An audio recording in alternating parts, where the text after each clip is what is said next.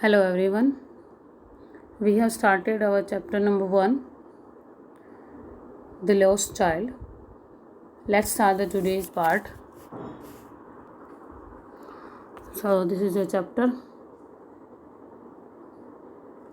and we will start from a sweet meat seller hogged. देखिए क्या है chapter की story. The lost child chapter है. बच्चा जो है अपने पेरेंट्स के साथ मेले में जा रहा है और when he was going to the fair तो रास्ते में वो बहुत सारी चीज़ें देखता है और जिनकी तरफ वो फैसिनेटेड हो जाता है, आकर्षित हो जाता है. ठीक है. बार बार वो कभी किसी चीज़ के साथ, कभी बटरफ्लाई के पास, कभी किसी चीज़ की तरफ वो आकर्षित होता है और उनको पकड़ना चाहता है, लेना चाहता है. वो अपने फादर से डिमांड भी करता है कुछ लेने के लिए, तो उसके फादर उसको मना कर देते हैं. क्यों? क्योंकि वो इस कंडीशन में नहीं थे, उनके पास इतने पैसे नहीं थे वो उसको खरीद कर दे सके. फिर अब वो मेले के अंदर पहुंच चुके हैं.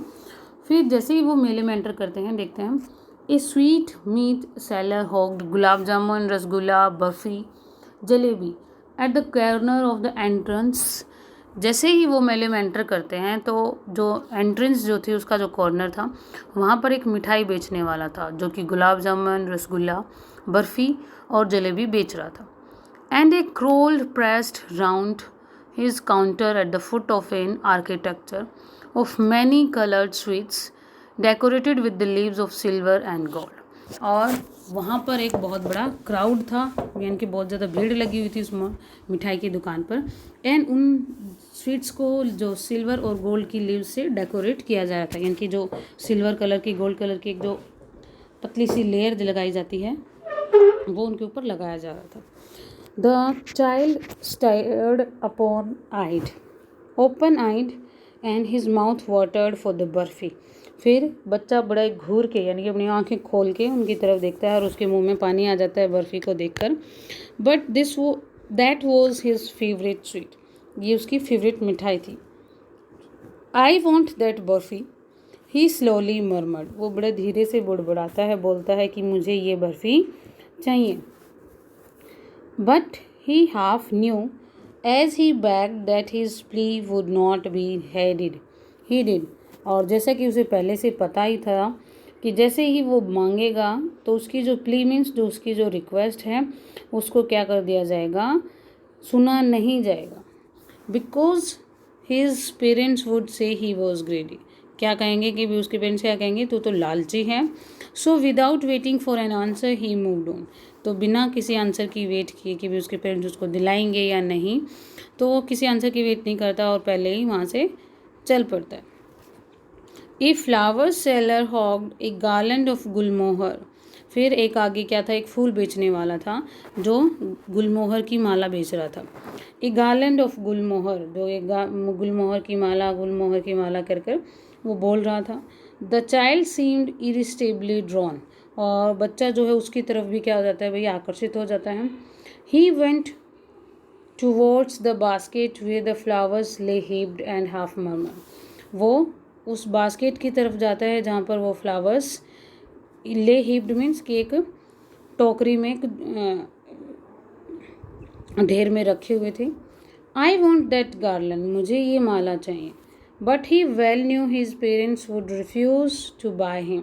लेकिन उसे पता था कि भाई उसके पेरेंट्स जो हैं उसको मना करेंगे लेने से.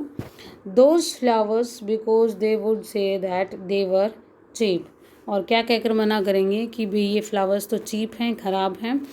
So without waiting for an answer he moved. और इसी तरीके से बिना आंसर का वेट करते हुए वो आगे बढ़ जाता है. A man stood holding a pole with yellow, red, green and purple balloons flying from it. फिर थोड़ी दूर पर एक आदमी था जो एक स्टूड होल्डिंग ए पोल, वो एक पोल को पकड़कर खड़ा हुआ था और उसके पास yellow, red, green and purple colour के बैलून्स थे जो कि उड़ रहे थे. The child was simply carried away by the rainbow glory of their silken colours. और बच्चा उस रेनबो यानी कि बहुत सारे कलर्स थे ना उन बैलून्स के, तो उन बैलून्स की तरफ अट्रैक्ट हो जाता है और सिंपली आराम से मीन्स वो उनकी तरफ चला जाता है. He was filled with an overwhelming desire to possess them all, और सिंपली अब तो मीन्स उसके अंदर बहुत ज़्यादा ये इच्छा हो जाती है कि वो सारे के सारे अपने पास रख ले।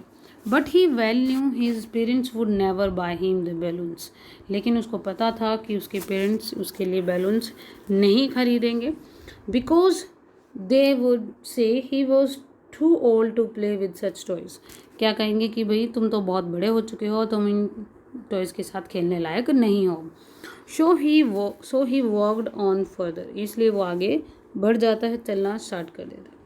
ए snake charmer stood playing a flute to a snake which coiled itself in a basket। अब आगे जैसे ही वो जाता है तो आगे कैसे कौन मिलता है, एक स्नेक चार्मर था, यानी कि एक सपेरा वहाँ पर बैठा हुआ था जो कि एक फ्लूट से एक बांसुरी बजा रहा था, और जो उसका सांप था वो एक बास्केट में था। Its head raised in a graceful blend like the neck of a swan, जैसे स्वेन एक बर्ड होता है ना, उसकी नेक होती है, गर्दन होती है मुड़ी हुई ऊपर की तरफ, वैसे ही वो अपनी गर्दन को यानी कि अपने फन को उसने उठाया हुआ था। While the music stole into in its invisible ears like the gentle rippling of an invisible waterfall। और जैसे ही उसका म्यूजिक उसके कानों में पड़ रहा था, जो कि कान उसके क्या थे, इनविजिबल थे, यानी कि सांप के कान तो दिखाई देते ही नहीं है, तो जैसे ही वो म्यूजिक को सुन रहा था, उसको फील करता, वो उसके ऊपर रिएक्ट कर रहा था। And gentle rippling on invisible waterfall, और जैसे कोई अनदेखा क्या हो, वाटरफॉल और झरना हो, उस तरीके से वो बह रहा था, उस तरीके से वो डांस कर रहा था।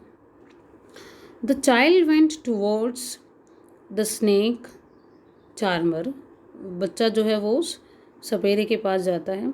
But knowing his parents had forbidden him to hear such coarse music, लेकिन उसको पता था कि उसके पेरेंट्स ने उसको मना किया हुआ है कि इस तरीके का म्यूज़िक उसे नहीं सुनना है। As the snake charmer played, जैसा कि वो सपेरा बजा रहा था। ही प्रोसीडेड फर्दर, तो वो आगे बढ़ जाता है। There was A round about in full swing, और जैसे ही वो आगे जाता है तो आगे क्या देखता है, एक गोल झूला था, ठीक है, जो कि पूरी वो चल रहा था।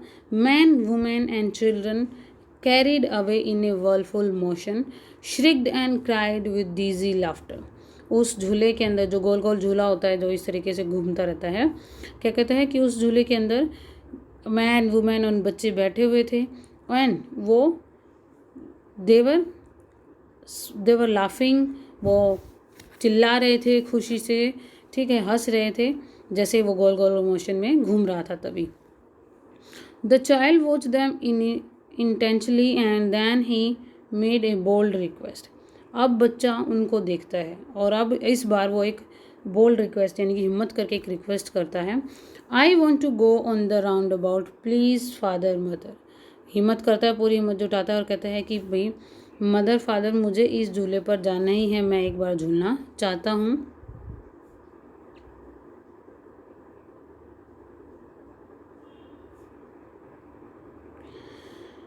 There was no reply. जैसे ही वो बोलता है तो कोई रिप्लाई नहीं उसे मिलता। He turn to look at his parents, तो वो अपने पेरेंट्स को देखने के लिए पीछे की तरफ मुड़ता है। They were not there ahead of him, तो जैसे ही वो पीछे मुड़कर देखता है तो क्या देखता है कि भाई उसके पेरेंट्स उसके पास नहीं थे, उससे काफ़ी यस क्या कहता है कि वो they turn to look on either side, he turn sorry, वो दोनों तरफ मुड़कर देखता है। दे वर नॉट देयर, लेकिन वो वहाँ पर नहीं थे उसके parents. There was no sign of them, means उसे उनका कोई निशान भी नहीं दिखाई देता। A full deep rose within his dry throat with a sudden jerk of his body he ran from where he stood, और फिर उसके अंदर भी उसका गला एकदम से ऐसे सूख जाता है और वो ज़ोर से चिल्लाता है जहाँ पर वो खड़ा था। Crying in a real fear, वो वास्तव में डर चुका था। Mother father, tears roll down from his eyes, उसकी आंखों से आंसू बह रहे थे, नीचे गिर रहे थे। हॉट एंड फ्यूरियस, जो कि काफ़ी हॉट एंड फ्यूरियस, यानी कि वो बहुत ज़्यादा डरा हुआ था, ठीक है। इसका मतलब क्या है कि जो बच्चा जो है वो अब मेले में गुम हो चुका है अपने पेरेंट्स से, वो अलग हो चुका था। His flushed face was convulsed with fear, उसका जो चेहरा था वो अब डर के अंदर चेंज हो चुका था, यानी कि उसके फेस पर भी डर अलग से देखा जा चुका था, देख सकते थे। Panic stricken he ran to one side first, then to the other, hither and thither in all directions, knowing not where to go. अब वो इतना ज़्यादा घबरा चुका था, इतना ज़्यादा डरा हुआ था कि एक बार वो इधर एक बार उधर इधर उधर घूम रहा था और उसे पता ही नहीं था कि उसे किस डायरेक्शन में जाना है। मदर फादर ही वेल्ड, और वो बार बार पुकार रहा था अपने फादर पेरेंट्स को। His yellow turban came untied and his clothes became muddy, उसकी जो टर्बन जो थी येलो कलर की वो अनटाइड यानी कि खुल चुकी थी उसकी पगड़ी, और उसके कपड़े भी कीचड़ के यानी कि मडी के धूल मिट्टी के भर चुके थे। Having run to and fro in a race of running for a while, कुछ टाइम के लिए तो वो इधर उधर घूमता है भाई। ही स्टूड डिफीटेड, फिर उसके बाद वो एक जगह पर डिफीटेड मीन्स जैसे कि हारा हुआ वो खड़ा हो जाता है। His cries pressed into sobs, उसकी जो रोना था, जो चिल्लाना था, वो अब सुबकियों में चेंज हो जाता है। At little distances on the green grass he could see through his families eyes filmy eyes man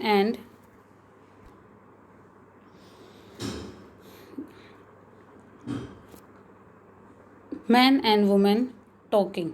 भैया अब जहाँ तक वो दूर दूर तक देख सकता था वो देखता है कि भैया आदमी और औरत आपस में बातें कर रहे हैं, ठीक है, लेकिन उसको अपने पेरेंट्स कहीं भी दिखाई नहीं देते हैं। He try to look intensely among the patches of bright yellow clothes but there was no sign of his father and mother among these people. फिर हर एक व्यक्ति के अंदर से, हर एक जगह से अपने पेरेंट्स को ढूंढने की कोशिश करता है, देखने की कोशिश करता है, लेकिन उसके फादर, उसके पेरेंट्स उसे कहीं भी नहीं दिखाई देते। Who seem to laugh and talk just for the sake of laughing and talking. Who seem to laugh means कि भी वो ऐसा लगता है कि जैसे वो हंसना चाहता है, बात करना चाहता है, for the sake of laughing and talking, लेकिन उसको कोई भी रिस्पॉन्स नहीं मिल रहा है। He ran quickly again, this time to a shrine to which people seemed to be crowding.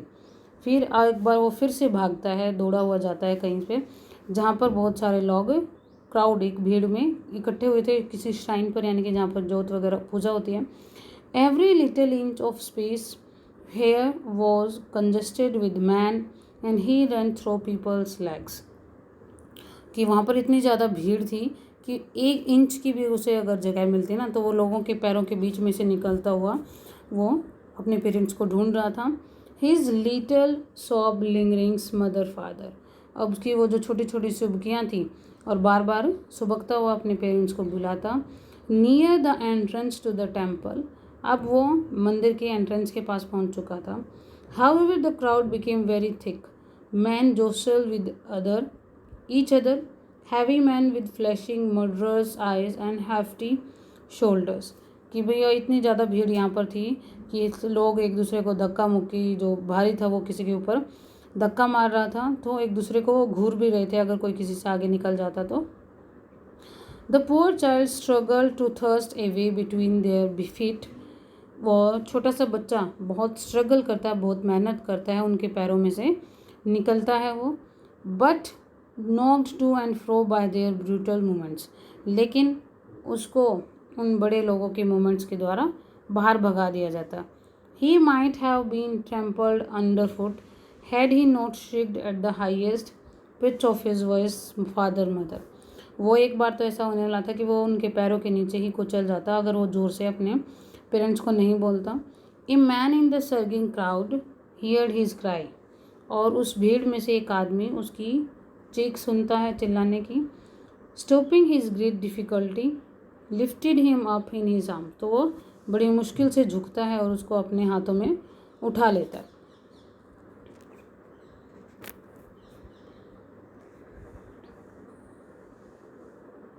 ठीक है, so the next part we will do in the next video. Till then stay home, stay safe and stay learning.